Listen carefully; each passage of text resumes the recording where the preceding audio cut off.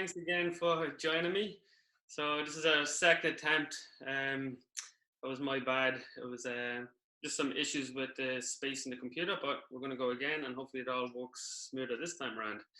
Right on. Okay, Ryan. So just again, I'm just going to go over what I'm trying to do here. So I have a little following through my YouTube, my Facebook, people dealing with depersonalization, panic attacks, panic disorder. I went through that myself a couple of years back, where I developed my first panic attack, which was back in 2013, which developed into a panic disorder, and then later depersonalization kicked in. So it took me a bit of time to kind of figure things out, and anyway, eventually I made it out the other end. And since then, I'm trying to learn as much about stress and trauma on the body. And again, since then, I heard about this therapy that we're going to talk about, which is somatic experience therapy. And Brian is a somatic experience practitioner. And I would love if you can just share with the listeners, because I find a lot of people, they don't know, there's so many therapies out there, and they don't know which avenue they should go down. Like talk therapy is great, I feel, for if there's some mental, emotional stuff going on, relationship issues that, you need to talk it out.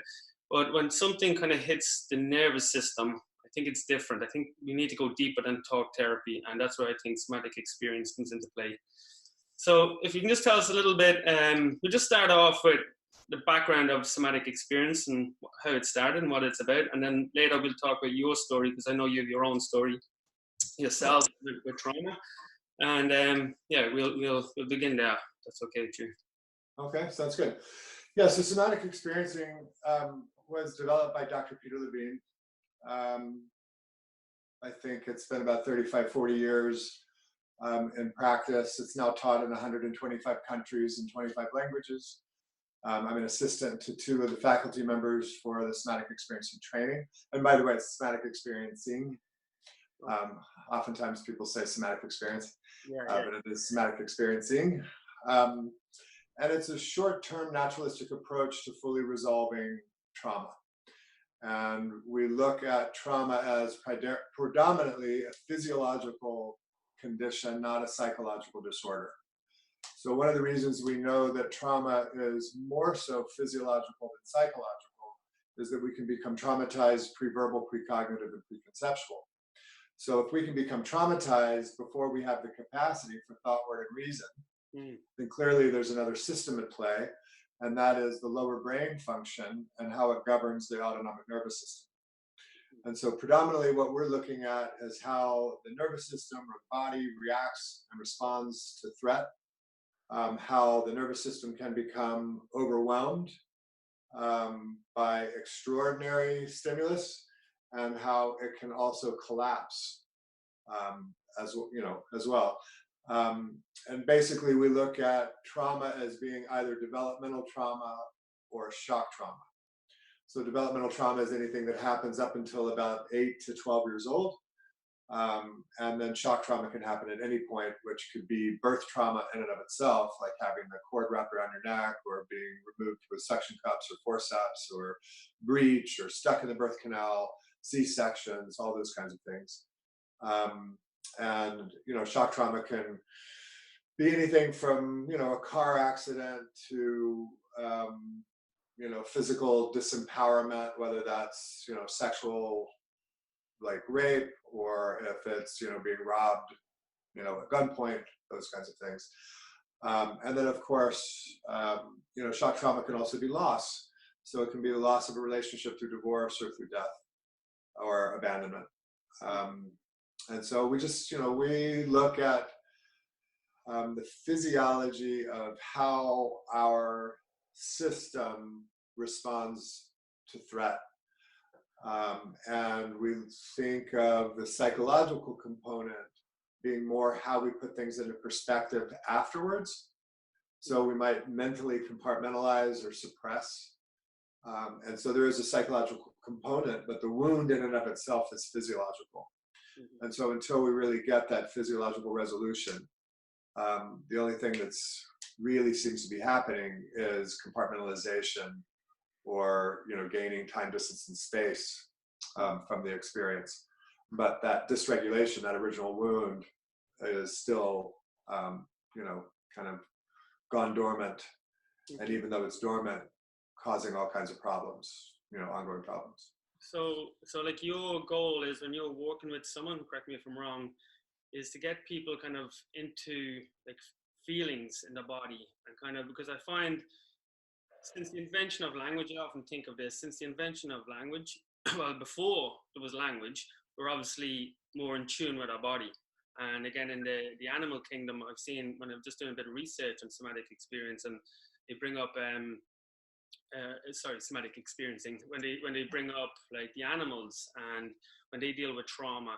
And there was like one in particular, it was a polar bear that was hunted down for research, and then after they tranquilized them and they caught up with them, when they were about to let him go, he went through this like, it was like convulsions and this like intense shaking, and it was his way of obviously releasing that energy.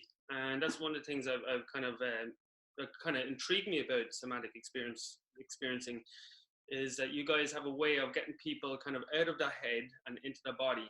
And I find that since the invention of language, I think that we kind of removed ourselves and we kind of live in our head, and we lost that connection of our feelings. And then our feelings will kind of make sense with our thoughts nowadays. So if you're feeling scared, it's going to bring up scary thoughts, negative thoughts, and so that's basically what you're trying to do. Am I correct? It's a two-way street. Our bodies react and respond to every single thought we have, to everything we remember and everything we imagine about the future. And our thoughts also react to what we're feeling. So it's a bit of a two-way street. But to kind of circle back a little bit to what your earlier question was, one of the foundational pieces of somatic experiencing and any kind of somatic or body-based approach was really based in research that was done at the University of Chicago. Dr. Eugene Genlin spent 20 years trying to figure out why some people were getting better in a therapeutic practice and others weren't. And so, of course, he thought initially it must be the type of therapy, the therapist, or the therapist skill set. And so for 20 years, he looked at Freudian, Jungian, Gestalt, primal screening, cognitive behavioral, all the different types of therapy that were out there. And he was looking at the therapist's ability to create a sense of safety and containment and rapport, and their skill set in applying their knowledge into the practical work. And after 20 years of research, he determined that none of it mattered. It doesn't matter the type of therapy, the therapist, or the therapist skill set. The single most determining factor as to whether or not anybody gets better in any therapeutic practice with any practitioner is based in the client's innate capacity to feel sensations in their bodies, to language those sensations appropriately, and then to attach the right affect and meaning. So when I say sensation and languaging it appropriately, there's a lot of room for misinterpretation. So a lot of people mistake the sensation of hunger for thirst, and so instead of drinking, they eat. And then we have this idea of affect or emotion. An emotion is nothing more than a collection of sensations and neurochemicals and neuromuscular behavior movements and that kind of thing. And so the experience that we have once we have a cluster of sensations and neurochemicals, the higher brain then interprets and gives it a word, right? But there's also room for misinterpretation there, because the experience of anxiety and excitement on a physiological level are almost identical. Elevated heart rate, shortness of breath, trembling and shaking, tunnel vision, expression of heat, all these things, the physiological experience of both excitement and anxiety are nearly identical. And so some people confuse the two or conflate the two. And so I'll have clients that move towards danger and away from the good things that are happening in their life, and vice versa. So, and some people, you're just saying that it could be excitement, but they look at it as fear, and then they're going to avoid that situation, while other people, get excited, get fired up. They just have their way of interpreting that feeling. That's okay. Right. That's really interesting. Yeah. And so, a really important component of this work for me is helping my clients build that initial foundation of being able to feel sensations separately, to notice where and how they feel them in their bodies, then language it, then attach the right emotion to it, And then we have this final piece of meaning or belief, because every emotion, there's an underpinning of a belief underneath it, right? So we're socialized to believe that anger is bad, that fear is weak, right? And so sometimes we also have to take a look at those beliefs that we have around emotion, so that we can, tolerate the experience of our emotions differently as well. I really think that, emotion is communication, and our bodies communicate to us all the time through sensation. And so if an emotion is a collection of sensations and the body's talking through sensation, we know that the most important part of any communication process is listening. And so the way we listen to our body's communication is by feeling it. The problem is that most people don't want to feel. And their higher brains think that if they feel something, something's wrong. And so then the higher brain goes into a process of trying to self-regulate, self-soothe, or distract the person from feeling what they're feeling. And so we have to build toleration and feeling what we're feeling, because the biggest part of feeling anything, good or bad, actually is our resistance to feeling it. And so we have to be able to move through that resistance and embrace it with curiosity and willingness, so that we can gain access and actually feel what's happening, so the body can do what it knows how to do naturally and instinctually. That's obviously something that needs to be guided, and that's where you guys come in, because I'm sure that can be pretty traumatic, and that's why people are, you're saying, they're resisting it, they don't want to face it. And then like a somatic experiencing session would include you obviously guiding someone safely and just bring them to the edge. Am I correct? Just exactly. Yeah, we work on what we call titration and pendulation. So we just go into the edge of what's going on and then come out of it into a more resource state. You can chew type of thing. Exactly. So part of my job is holding the space and keeping it safe, not allowing the client to go too deep, too fast, right? Because we don't want to go to T0 right away. We want to work on the periphery of things first. And you just mentioned a few times, just to keep it, just make it clear for anyone listening, there's the higher and the lower, or the upper and the lower brain. And if you can just differentiate the difference between, if you're talking about the upper brain and then the... Sure. So in very simplistic terms, and I'm sure, neurologists would go completely crazy hearing me explain it this way. But in really simple. Yeah. What's that? No, just keep it very simple for the listeners. So they listen and they probably weren't sure what you meant.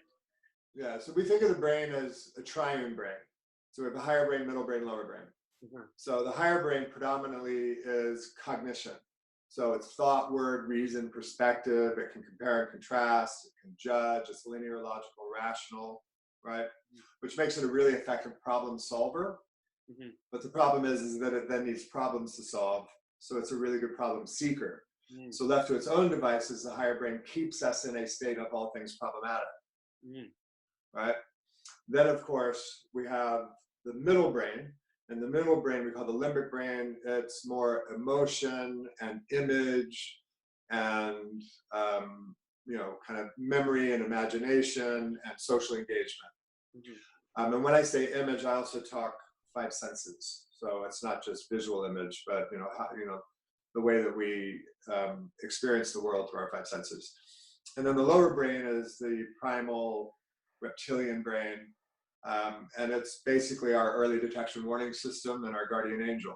Its job and sole function is to ensure the safety of the organism and the proliferation of the species. And so we say the lower brain's main function are the 5 F's: freeze, flight, fight, fornicate, and feed.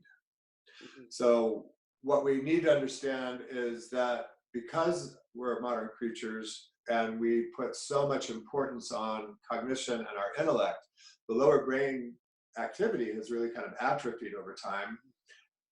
And we think that all we really need to survive is our intellect. If we can anticipate our problems and circumvent them before they actually become problems, then we have a greater chance of survival. But the problem with that is that the lower brain it doesn't have thought, word, or reason. It doesn't know the difference between perspective and reality.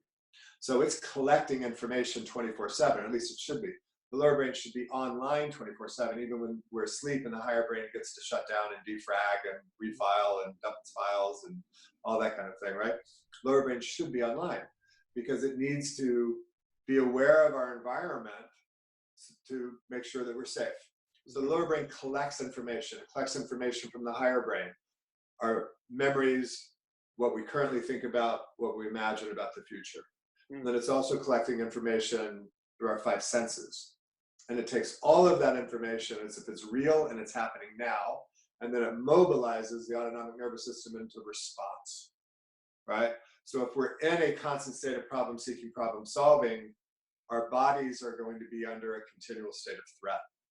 And so that's why we can feel this, hyper arousal all the time. I talk about the nervous system in my videos being like the smoke alarm. Like I'm cooking steak. I'm a terrible cook, by the way, and I always smoke out the apartment, and the smoke alarm's always going off, and it's just annoying me because I know that the apartment's not burning down, but the smoke alarm just senses the smoke and it cares about keeping me alive, and it's ringing. And that's what I try and get across to some of the people listening is look at that nervous system as this primal system that just cares about keeping you alive and is constantly scanning your environment. And are you do you advocate for your clients to get into some sort of movement practice, I can see like yoga and Tai Chi being very effective because you're actually trying to map out the body in these movements, a slow moving exercise that you're paying attention to the positions you're in, which I'm sure is would have to play a role in kind of having the body communicating better with the nervous system and let them know. Right. I find that people have no awareness of where the body is. I'm a personal trainer. I work with a lot of the general pop, and even just getting people to move their limbs in certain positions or to rotate or tilt their hips. It's a lot of people are very uncoordinated, which tells me there's not a lot of communication. Yeah. Well, most people's bodies have become a vehicle to move their head through space. And traumatized people, their bodies have become a shop of horror. They don't want to feel what they're feeling, right? And so there is a tendency to disconnect and dissociate from it as a survival mechanism. Something you just said that I wanted to comment on. Yeah, I was just talking about you feel it's important. Yoga, etc. Okay. So that's a really important piece. So when we have a wounding experience, we form a belief around that wounding experience, right? Or around that perpetrator or whatever the situation was. We also form defense structures, coping mechanisms, and survival strategies to help us better handle the situation if it were to happen again in the future. When we have this disorganization in our system, we have these old wounds that are festering and, honestly begging to figure out how to get healed and how to get resolved. It creates a lot of discordance in the way that we're feeling. And some people try to use practices like yoga and Tai Chi as a way to get out of feeling what they're currently feeling. Like as a distraction. Exactly. And it's effective and it's helpful. It's just a short-term respite. Yes. There are other people who practice the same modalities, yoga and Tai Chi and prayer, meditation, whatever, because of its benefits and because of the way it connects them to the way that they feel. For many years I was a yogi 6 days a week, but I did it to change the way I was feeling. So I'd get to class every day because I didn't like the way I was feeling, and I knew by the end of class I would feel different or better, but it would only last for a couple of hours. And then, it was just, I had to go back the next day, because I wasn't practicing with conscious connection and intention. I was practicing to dissociate and disconnect. So I could hold an asana effortlessly ad infinitum because I wasn't even in the room, much less my body. So would you reckon these people who, because obviously like you're going to need a professional to kind of get to the root problem, the root cause, but in the meantime, because I speak a lot about kind of getting out there, I always talk about getting to the root issue, go to your somatic experience practitioner, if it's EMD or whatever it is that's helping you get to the root of the issue. And then outside of that, have some sort of movement practice, and nothing intense, because that's just gonna be more stress in the system. A lot of these people are run down, but something that involves slow moving with breathing. It's a way of to energize the body, but to do your practice, be mindful of your practice of the movement you're going in to help, like as you're saying, like mapping out that area. When you're in that deep stretch, try to feel those muscles in that area stretching, just to get a little bit of communication. Yeah, I had a private trainer for years, and my goal when I walked into the gym was to lead the gym. My goal when I started a set was to get to the last rep. Yeah. Right, so I wasn't consciously connected throughout the experience. I was just dissociating until I got to number 10 or number 12 or whatever rep count we were going for. So it's helpful to begin to bring that kind of conscious awareness into what you're feeling, but at the same time, it may be too much too soon for some people. Yes. Right. So we really have to make sure the system is in more of a resilient place and more resourced, so that those practices can be effective. And one thing I wanted to say that was something that you said earlier and you just said again, and it was one of those things that I was missing. So I read a study recently, and they were looking at burn victims. Burns healed faster if they had someone who was a healthy attachment figure going through the healing process with them. Right? They went on within the study and discovered that when someone's going through an intrapersonal healing experience, right, just working on themselves, whether it's reading a book or taking yoga or Tai Chi or meditating or whatever kind of healing modalities and practices they're doing, their efficacy rate increased from 27% to 85% if they had someone like a healthy attachment figure going through the process with them. And so,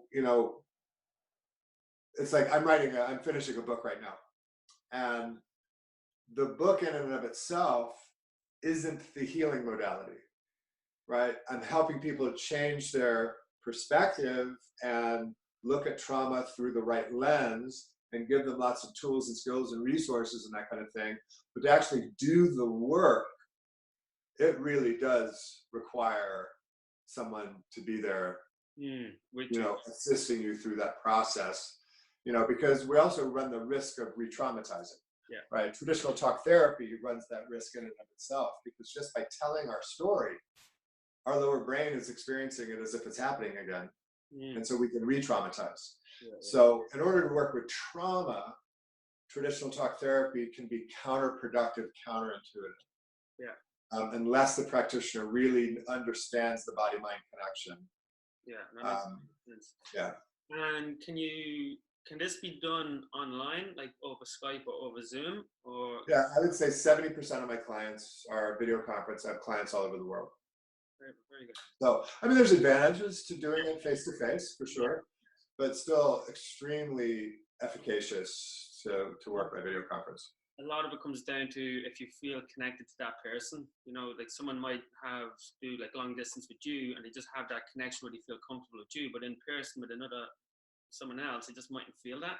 So rapport, is a big part of it, because we need to create a sense of safety, and rapport is part of that. And could you just run through like how a session would run, just for someone who's never experienced this before, and they don't know what would it look like, what they expect going into the room, because it could be. It's very similar to what we think of as traditional talk therapy, and that we're sitting across from each other. Whether you're in my office with me or we're on video conference. I can work with an agenda or without an agenda, meaning with narrative or without narrative. So I'd say about 40% of my client base are talk therapists, right? Because I do a lot of training of traditional talk therapists on how to work with trauma and how to work with shame. So a lot of them end up becoming clients of mine. And later, sorry, I'd like to get you on again to talk about shame. It's too much to cover now today. Oh, yeah. It's something I'm definitely interested in. Yeah, that's a huge subject in and of itself. Yeah. So when I start working with a traditional talk therapist, my first rule starting out is no narrative. Because that's traditionally what they know how to work with. And so I want to take that out of the equation so that they can understand that the narrative isn't the key piece of working with trauma, because sometimes the narrative's not there, right? If we can become traumatized pre-verbal, pre-cognitive, pre-conceptual, that means we can become traumatized before we have the capacity for explicit memory. Yeah. Right? Because that explicit memory doesn't even begin to come online until about 18 to 24 months.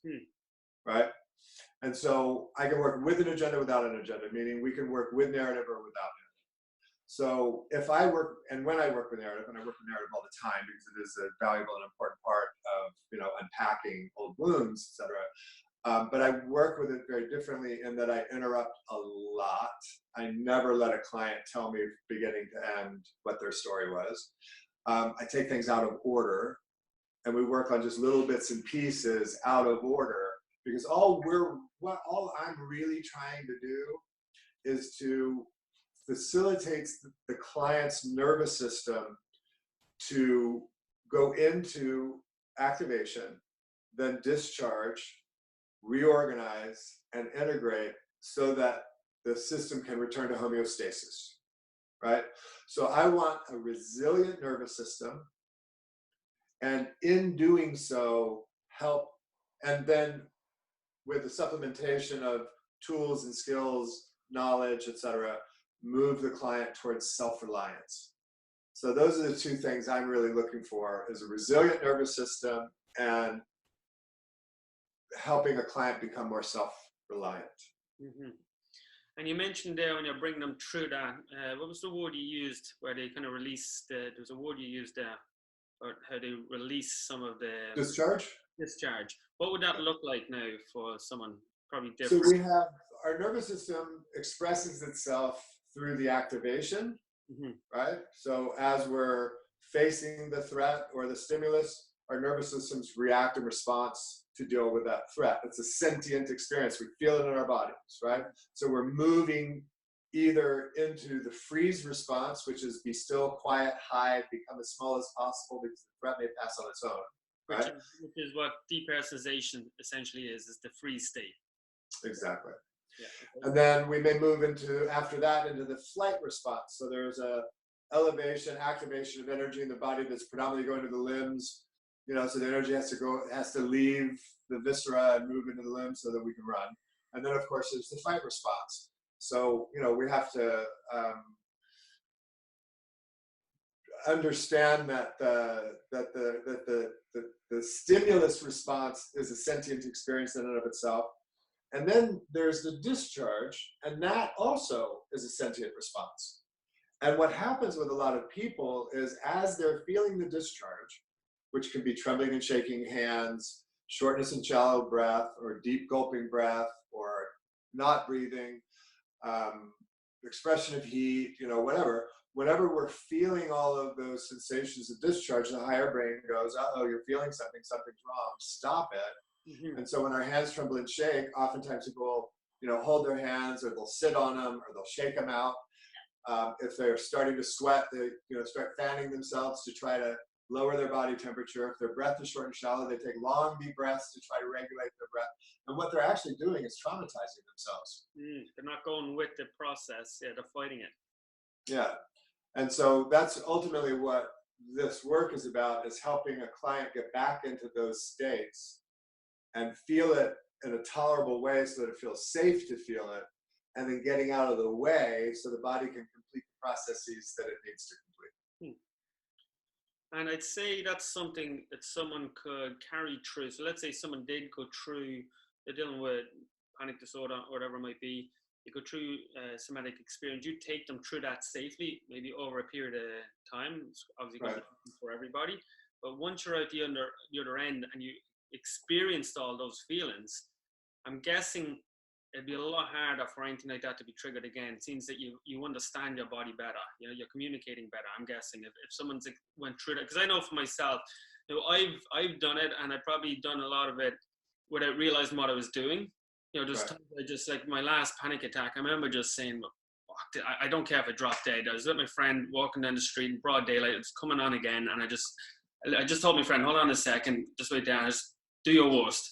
And I could feel it coming up through me and adrenaline pumping through me. Honestly, I just didn't care if I dropped dead. That's what I told myself, because I'm not fighting it. Right.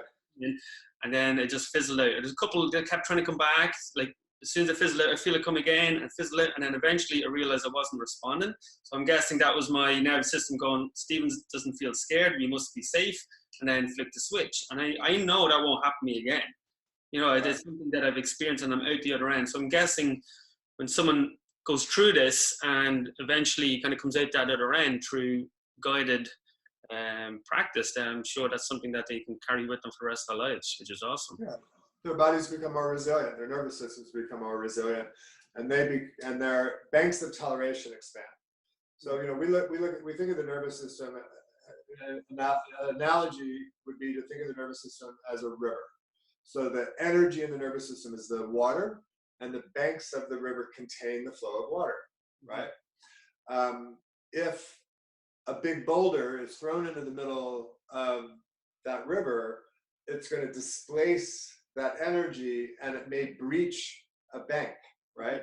So we think of our nervous system as having banks of toleration. So if we become overstimulated into, you know, overwhelm, then we've reached our bank of toleration. If on the other end of the scale, it reaches our bank of toleration and collapse into despondency, despair, hopelessness, suicidal ideation, you know, all of that, you know, the underwhelm. Either way, that is when the autonomic nervous system comes in to manage the sympathetic nervous system's response, right? And so if we breach our bank of toleration, the parasympathetic nervous system comes in to manage it. Now, when that happens, we call that a freeze, because what's happening is there's this enormous sympathetic charge that's being held and managed by the parasympathetic system. So on the outside, it can appear flat affect. You know, it can appear, I'm fine, everything's cool, nothing rocks the boat, you know, I'm groovy, right? But we know underneath that normally is fear, anger, vulnerability, sadness, and shame. And so whenever there's that freeze response, which is a survival mechanism, it actually serves us, right? But when it gets stuck there, it becomes maladaptive, detrimental, and it can have long-lasting impacts on our health, you know, as well as our capacity for social engagement and feeling safe within our bodies and within the world, et cetera. And so we need to kind of tease that apart slowly, because it's like a pressure cooker, and you know, you just got this pressure cooker building steam and being managed through prayer, meditation, yoga, sex, drugs, rock and roll, whatever people are doing, you know, food, et cetera, whatever they're doing to self-regulate, to self-soothe, right? So all those management systems in time become maladaptive and detrimental. They're actually not helping anymore, they're harming, because those are the very same systems that may impede your capacity to heal, right? Because you're so used to relying on one another. So even just like when we talk about the breath, right? In yoga, there's so much breath focus and breath training. And I see this in LA all the time because it's such a, you know, kind of a big yoga community, et cetera. But clients will come in, and when they start to feel, they start, even unconsciously, but I witness it, they just start going, you know, they're trying to manage the way that they feel. And so then I have to work with helping them to disengage that form of self-regulation, because they're impeding our capacity to actually go where we need to go and for them to feel what they need to feel. And so toleration is a big piece of it. And, you know, I often say to clients, you know, they don't like what they're feeling, they're scared of what they're feeling. And I say, is it tolerable? Just like what you did, you know, instinctually, that day, I say, is it tolerable? And they go, yeah, it's tolerable. And then I go, my definition of intolerable means it's time to go to the emergency room. That's mine, right? So if I don't have to go to the emergency room, what does that mean? That means that I feel strong enough, empowered enough, capable enough to handle what's going on. And that gives me the inner strength and fortitude to lean in and actually feel it rather than run from it or distract from it or self-regulate it. Yeah, that's very interesting. And can we kind of move on to your story?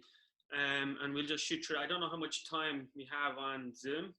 I don't know if there's a time limit, but I don't think so. I think it's good. I think there's a time limit when you have a certain number of people. Yeah. It did pop up saying you got 40 minutes. It's nearly up, but you got a gift. So they gave me. It's my first time, maybe that's why it is. So I just clicked thank you. I just said click thank you, and so I don't know how much longer we have. But anyway, if we can just go into your background and what you went through and what led you down this road to become a somatic experiencing practitioner. Awesome. Yeah. So I got into the work as a client. I had suffered through a lot of developmental trauma, which left me believing that there wasn't anything good about me and there wasn't anything I could do that was right. And so my coping mechanism as a child was to not say anything, to not do anything, and to not move. And so I became highly dissociative, right? I had a monotone whisper voice. I was dead behind the eyes. I had no facial expression. I had very little emotional reactivity or emotional expression. I didn't talk with my hands. I was really flat affect, right? And I mean, like friends would, I remember saying to a friend one time something I was really excited about, and he looked at me and goes, "So really, tell that to your face," because I was just so flat, But that was how I protected myself. I learned that in order to be accepted and there was a greater likelihood for me to get my needs and desires met from my mother, I needed to be who she needed or wanted me to be. I needed to do that differently with my father, differently with my brothers. And so there was no sense of me in there anywhere. I was trying to be my brothers. I was trying to be my father. I was trying to be my mother, right?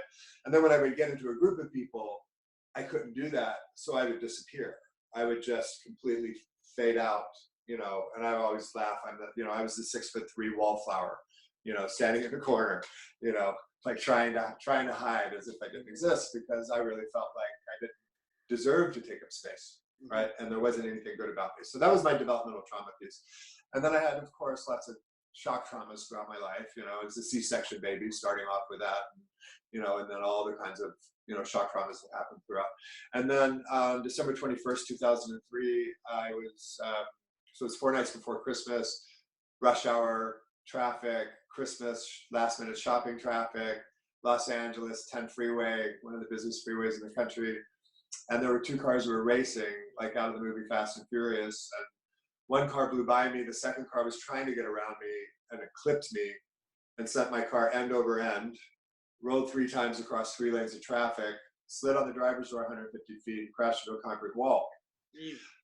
If that wall had not been there, I would have gone off the embankment into the roof of an apartment building below. So thank God for concrete.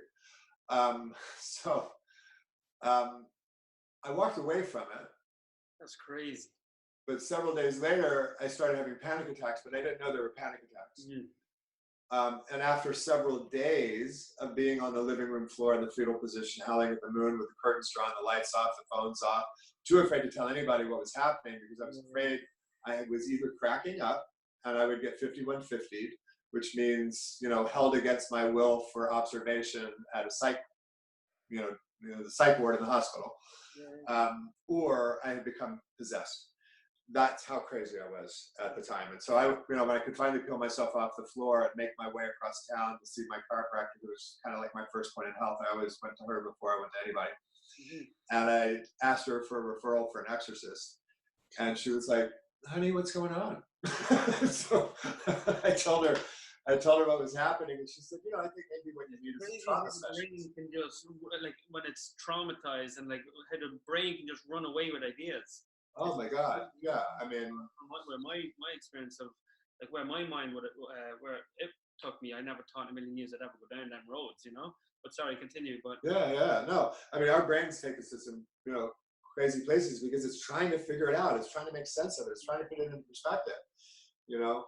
And I had never experienced anything like that before. And so, for me, it was either I'm going crazy or I'm possessed, right? Just quick there, just to interrupt. Sorry, but if you look at us, this is just kind of like one of my theories. Like we're not very good at any one thing. When you look at in the jungle, or trying to survive, we're not good fighters. We wouldn't be able to fight back against a grizzly. We can't run against a cheetah. We can't brachiate like an ape. But we can do a little bit of everything. So we're kind of all rounded, and we rely on our tribe to survive and building tools and stuff. But without that, we're useless. And I think that's why I think it's so easy for us to get scared. And people always wonder, why are we always negative? Because we have so many, I don't know what the number is, but it's like something like 10,000 negative thoughts every day or something crazy. Right. But I think we needed that to survive back in the day. We needed to be a bit more negative. Like if you see a lake that you have to, a swamp you have to swim through, it's like, oh, is there an alligator in there? I don't want to go in there. I'm going to go the long way around. Like always like question, right. And I feel like it's carried over into this modern life, and you just kind of got to accept, okay, you might be a little bit more, like being scared is normal, but not obviously, we shouldn't be living in fear. But, but we have to, when our lower brain isn't able to do its job because the higher brain is overriding it, right? We have to be that cognitive. We have to, look at what are the potential problems here. So, I think that our lower brains become atrophied to some degree because we don't have to find our own food. We don't have to, fight, et cetera, et cetera. But one thing that really kind of struck me with what you just said is there was a study that I read on a brain mapping study, and they discovered the exact same part of the brain lights up under potential blunt force trauma or social engagement. Really? So our brain threat response reacts to you're walking down the street and someone turns the corner. We have that same response as someone swinging a baseball bat at our heads. Yeah, makes perfect sense actually. When you think of it, it's crazy when you think of it. But like when you think of survival reasons, it's that part of the brain sees something that it wasn't expecting, and it just thinks of your survival. Yeah. And our lower brain is much faster than our higher brain. Right. So like when I was in the middle of my car wreck, my higher brain didn't know I was in the middle of a car wreck. My higher brain was trying to figure out what the hell was going on. Yeah. But my lower brain had already begun to take care of me. I got warm. The air in the car got thick. Time slowed down. I became more present and in the moment than I've ever been in my life. So my lower brain knew something was going on and was already flooding my system with the serotonin, adrenaline, endorphins, and everything that it needed for pain management, et cetera, but also just survival response of, what do I need to do here? What's happening? Because my higher brain couldn't figure out I was in a car wreck. You know what I mean? And that was one of the things that was so powerful that I took away from the car wreck, was that I have this system in place that's there to keep me safe if I could just get out of the way. Right. So, one thing that I want to, really help people or tell people who are watching this is that once I went to a somatic experiencing practitioner, my panic attack stopped in 3 sessions. So you can just go back. So when you met your chiropractor, sorry, we just kind of go through. So I asked her for a referral for an exorcist. She said, maybe you need a trauma specialist. And so she sent me to a somatic experiencing practitioner. Very good. 3 sessions, my panic attack stopped. Amazing. Within 2 weeks, I was in the training. Really, yeah? I was just like, I don't know what this is. I don't know how it works, but this is so profound and extraordinary. I need to train in it. And so over the past 15 years, I've had a practice now for 15 years. I'm now, an assistant trainer with 2 of the faculty members. And I've had 14 clients become somatic experiencing practitioners. That's awesome. And I think that's just a testament to the work itself. Yeah. Right. And then, as a prelim to our potential next talk, the last 4 years, I've been doing a deep dive and studying with a couple in Berkeley who have developed a 9-module program for people in the field on how to effectively work with shame. Mm-hmm. And so I've been assisting them, and now they have given me the great honor and responsibility of being the first person who will be teaching their trainings. And so I'm going to be bringing the trainings to Los Angeles and, you know, hopefully worldwide over the next few years. Yeah, no, that'd be great to get you on again, and we can go a little bit. Yeah, because shame is all pervasive, ubiquitous, and it's the cornerstone of how we see ourselves and the world and other people in our relationship to ourselves and to other people. It's, you know, shame-based. Yeah. Now, if someone wants to get in touch with you, how do they go about that? If someone wants Google me, Brian Mahan, M-A-H-A-N, or just go to my website, which is Brian D. Mahan, B-R-I-A-N. Put a link, yeah, I'll put a link. Oh, you'll put the link, yeah. So, you know, and then my email, you can put my link in there too. I offer a 20-minute phone consultation for U.S. clients outside. We do a Skype consultation. And it's complimentary, 20 minutes where anybody can ask me whatever questions they want to ask and figure out whether or not we have good rapport and whether or not it feels like somatic experiencing is right for them. I know I would have been all over it if I knew about it when I was dealing with my stuff. Just as when I came across, I just found it very interesting, and that's when I reached out to you. And I really appreciate you coming here and sharing, you know, that information, because yeah, just again, I just feel a lot of people are kind of lost and they don't know where to go. And hopefully now this one. Well, look, for 25 years before I got into this work, I tried everything. I went to every voodoo witch doctor and kahuna I could find. I read every book. You know, I went to every seminar and workshop. I spent tens of thousands of dollars and thousands of hours, you know, trying to heal. I tried every pill, potion, powder. I was doing everything I could, you know, and I seemed to make some progress, but the progress didn't last. It didn't hold. And I think that that's actually where my panic attacks came from, is that after my car wreck, I discovered that everything I thought I had healed for 25 years had come back in spades. Mm. So it was like the impact of the car wreck shook loose everything that I had compartmentalized and packaged and shoved off into the recesses. And I was just laying in the living room floor buried with everything I thought I'd already healed. And I was flipped out, pissed off. I was like, I can't believe I'm still here. And now I got to deal with all of this. And there's nothing, and what am I going to do? I've already tried everything. What else am I going to, you know? And so I was hopeless. It's a horrible feeling, just feeling hopeless, and thinking help you. And yeah, so anyone listening here, definitely reach out to Brian, just even for that call, just to even just have a little chat with you, pick your brain a bit, and find out a bit more about somatic experiencing. Thanks, Brian, for coming along. It's a pleasure. Again, we'll definitely get you on again, and we'll go a little bit deeper. Cool. I would love that. Perfect. Thank you. Just 1 second.